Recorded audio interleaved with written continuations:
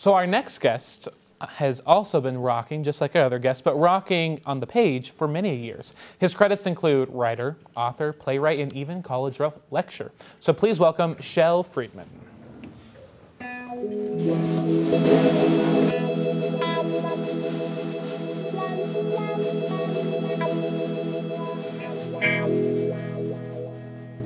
So, if I read correctly, you said, or someone said, you've been writing since you were 10 years old. Right.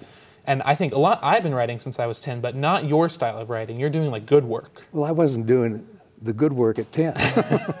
Better work than me, probably. Well, at I 10. don't know. I was Maybe. just like writing notes like, please let me out of school. Well, I was writing little stories, you know. Little stories and right. stuff. Yeah, so writing has been a lifelong passion for you. Yes, it has. How did you get started in that in the first place? Well, I think I think I owe that to my mother. I think my mother started me reading Okay. the type of novels that 10 years old shouldn't have been reading at that age. And I think that they were mostly romance novels. Okay. And I think I wanted to be a writer very early on. Yeah. So what were those short stories you were writing like way back Well, then? you know, short stories like children's stories, you know, with the print on the Exactly. on paper that had 6 or 7 words on it, you know, that you try to make a story out of. And if you want to see them, I can show them to you because my mother kept every one of them. Are they still in the fridge? Right, with a magnet. Exactly. So those short stories eventually grew into many other things. So you've written some novels. Some novels. Talk about those for a moment. Well, I started writing novels at a very early age, and each novel received a reasonable number of rejection slips. Okay. And then I went to law school, became a lawyer, and I did commercial litigation, and I did a lot of writing then. And I would write and write and write and do briefs and things like that, and it wasn't much fun. Yeah. And I wrote some more novels, and I still got rejected. And the Denver Post had a beloved feature writer, Larry Tajiri was his name, and he died. He died of cancer, and they held an annual playwriting contest.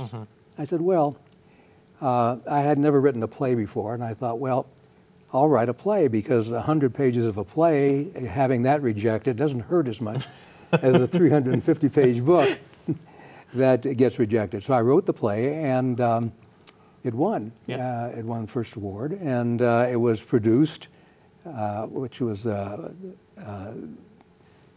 plus, and then the play was produced for 2 weeks. Yep. And I started writing plays. And this was The Long Goodbye. Well. It culminated. How did you hear about The Long Goodbye? The Long Goodbye was produced in 2010. It was a play based on an Alzheimer's theme. Okay. It ran 2 weeks. It was reviewed in Westward. It got a respectable review. It wasn't the rave that I was hoping for, but it got a respectable review. And in the meantime, I had finished a novel, which I renamed, called The Velvet Prison. And The Velvet Prison, I received an email from a publisher in Hong Kong and said that we saw a summary of your book that you'd posted on Publisher's Desk, which is an application that you can use to post your writing. Yeah. And they said, we saw your book, send us the full manuscript. So I did, after rushing to correct it because it wasn't finished and I had some work to do on it. And they published it. Okay. So it's published, it's called The Velvet Prison, and it is published or distributed in the United Kingdom, Australia, Canada, and of course the United States. And there's a second one. The second one. Slowly being released. Right. The second one's called The Satin Sash. I'm on a fabric kick. And it is a sequel, but I think a standalone sequel to The Velvet Prison. And I'm working on the third one right now, which is called The Silk Swan. And that will be the end of the trilogy. Okay. And the book is, it starts out with a family and a boy who wants to be an artist, but his grandfather, who's very wealthy, wants him to become a lawyer, and he has to make a choice. And I was thinking while I was watching these fine performers that you had today, that what if I walked up to one of them and said, I will give you $5 million if you will not perform any longer and go to General Motors and work on the build cars or something like that. What would they do? They had that choice to make. And this is what this boy has to do. He said, if you become a lawyer, you will be a millionaire because I'll leave you my estate. If you become an artist, you get nothing. Yeah. And he had the choice to make. And he had a sister who became a very famous stage actress. Okay. The mother abandoned the boy when he was 10 years old, and there's separate stories in the Velvet Prison until the sister and brother finally meet toward the end.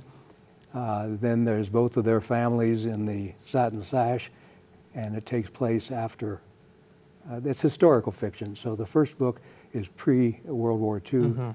The second book picks up when the Japanese attack Pearl Harbor. And why did you choose that time period to set this? It was an exciting period, and this boy did a very unique thing. He took his, I thought it was unique. He couldn't sell his paintings, and much to his grandfather's chagrin, he took the paintings and hung them in a speakeasy, and did quite well. Yeah. And from that, he branched and became a famous artist, and he also became a lawyer. Okay. But at one point, he had to choose one or the other. And how much longer till that third book comes out? The third book, when you finish it. Part 1 is finished. I've got 2 more parts. All right. And I think it should be out in the fall or the first of next year. All right. So kind of The Long Goodbye kind of helped push that eventually. Did you know? Well, pushed kind of got you in the right direction, maybe we could say. The Long Goodbye. I've had 4 plays produced by Cactus Publications. I have one that's going to be produced in November. Oh, you're doing it here in Denver? I'm here in Denver. Okay. And this company has produced 4 of them, plus The Long Goodbye. So I'm keeping my it's a backup. See, if the novel doesn't do very well, or I always have the plays that I can fall back on. And I don't know if you knew, I discovered this. The Long Goodbye is also a play by Tennessee Williams. The Long Goodbye? He wrote one called The Long Goodbye. I don't remember one called The Long Goodbye. I remember a movie called The Long Goodbye, which after the book was published, I thought, well, I wonder what the copyright situation is about that, but they were totally different.